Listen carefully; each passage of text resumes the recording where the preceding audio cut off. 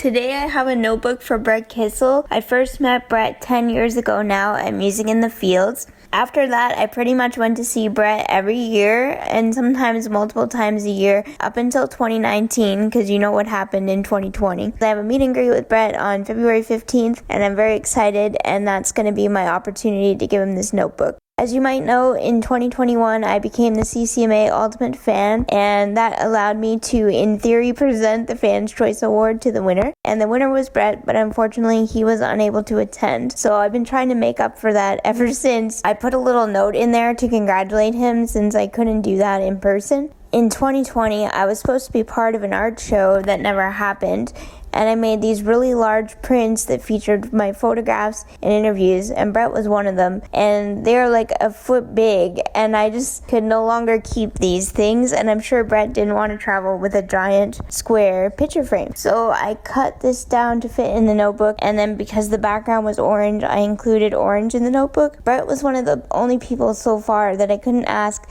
hey, what's your favorite color? So I had to guess. I was really excited about this book because it's the first and only one so far that I was able to bind on the first try.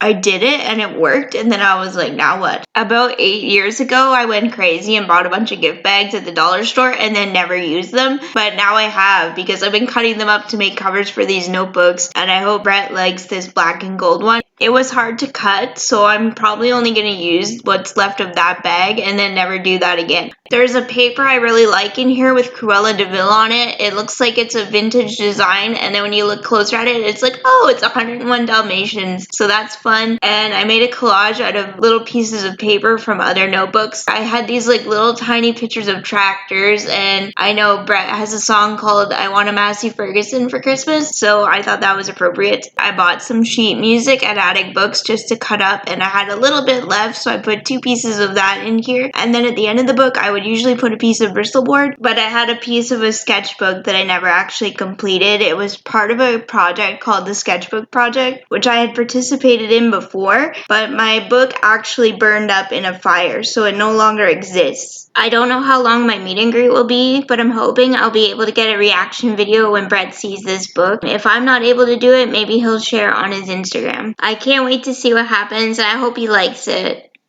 If not, he can pretend.